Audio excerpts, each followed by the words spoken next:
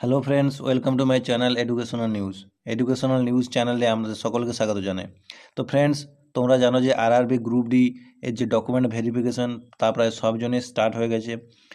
কিন্তু এই ডকুমেন্ট ভেরিফিকেশনের মধ্যে সবচেয়ে চিন্তার বিষয় উঠে এসেছে, সেটা হলো এই যে অনেক ছাত্রদের ক্যান্ডিডেচার রদ করে দেওয়া হয়েছে এবং পাস করা ছাত্র চাকরি পেল না। তো এখন প্রশ্ন হচ্ছে, এই সকল ছাত্রদের ক্যান্ডিডেচার কেন বা রদ করা হলো? পাস করা ছাত্রগুলো কেন ফেল করলো, অর্থাৎ চাকরি পেল না? কি কি ডকুমেন্টস ছাড়া ডকুমেন্ট ভেরিফিকেশন রদ করে দেওয়া হচ্ছে এবং অফিসিয়াল নোটিশ, সব কিছুর ব্যাপারে জেনে নেবো এই ভিডিওতে। চলো ভিডিওটি শুরু করা যাক। তো ফ্রেন্ডস, তোমরা দেখতে পাবে যে ডকুমেন্ট ভেরিফিকেশনের আগে আরআরবি এর ওয়েবসাইটে পাস করা ছাত্রের ডকুমেন্ট আপলোড করতে বলা হচ্ছে।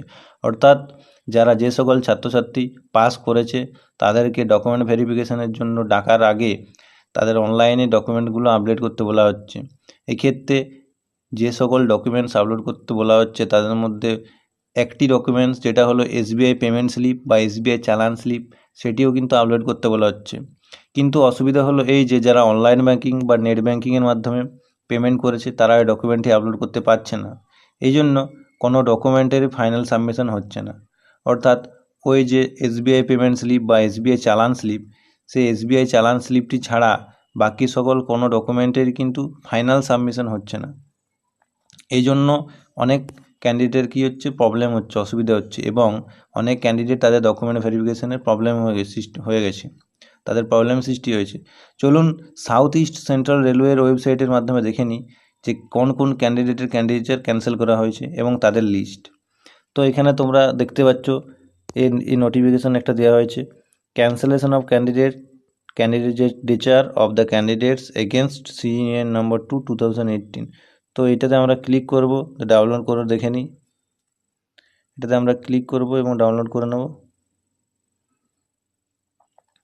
দেখে নিই এটা কী বলা হয়েছে।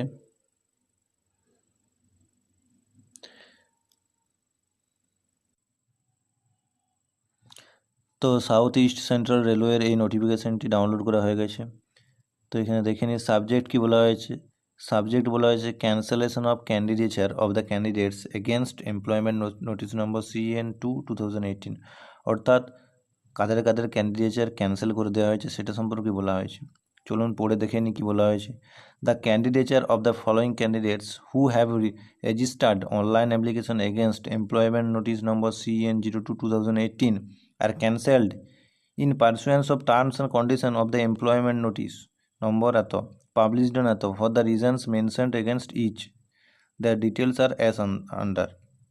অর্থাৎ এখানে এটাই বলা হয়েছে, যারা CN নম্বর 2018 এর ফর্ম ফিল আপ করেছিল সেই সকল ক্যান্ডিডেটদের কিছু ক্যান্ডিডেটের ক্যান্ডিডেটের নষ্ট করে দেওয়া হয়েছে, অর্থাৎ ক্যান্ডিডেটের ক্যান্সেল করে দেওয়া হয়েছে। তো কাদের কাদের ক্যান্ডিডেটের ক্যান্সেল করে দেওয়া হয়েছে সেটা জেনে নেব এবং কী জন্য করে দেওয়া হয়েছে সেটা জেনে নেব। তো প্রথমে নাম্বার 1 কি, অঙ্কিত মিলিন্দ, তার ডিটেলস দেওয়া আছে, ফাদার্স নেম দেওয়া আছে, রেজিস্ট্রেশন নাম্বার, রোল নাম্বার দেওয়া আছে। রিজন, তো এখানে রিজনটা ভালো করে দেখে নিই, রিজন কী দেওয়া আছে।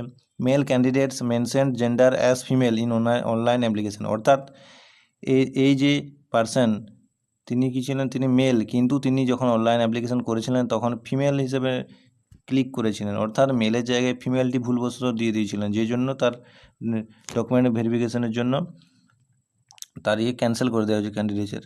কিন্তু ফ্রেন্ডস, তার যখন অনলাইন অ্যাপ্লিকেশন হলো, তার যখন সিবিটি পরীক্ষা হলো এবং তার সব কিছু হয়ে যাওয়ার পরেও রেলওয়ে রিক্রুটমেন্ট বোর্ড তার সেটা সম্পর্কে কোনো কিছুই বলেনি, শেষ পর্যন্ত তার ডকুমেন্ট ভেরিফিকেশানে যেয়ে তাকে এটা কেটে দিল। এটা কি উচিত? আমার তো মনে হয় এটা উচিত নয়। তো সেকেন্ড নম্বরে আছে চন্দ্রবন্ধন সাহু, তারও এই একই ব্যাপার। তারপরে জে কিশোর, তারও একই রিজন। লাস্টে আছে কি আশুতোষ কুমার, তো তার ডিটেলস এখানে দেওয়া রয়েছে। তো এখানে তার রিজনটা দেখে নিই। PH candidate mentioned his PH status as nil. অর্থাৎ যখন এই ব্যক্তি আশুতোষ কুমার যখন ফর্ম ফিল আপ করেছিলেন তখন তিনি নিজেকে পিএইচ ক্যান্ডিডেট বলে দাবি করেছিলেন, কিন্তু তার পিএইচ যে স্ট্যাটাস ছিল সেখানে তিনি সেটি ক্লিক করতে ভুলে গেছিলেন, অর্থাৎ নীল দিয়ে দিয়েছিলেন। নীল তার মানে কিছুই ভরেননি, যেই জন্য ক্যান্ডিডেটের ক্যান্সেল হয়ে গেছে।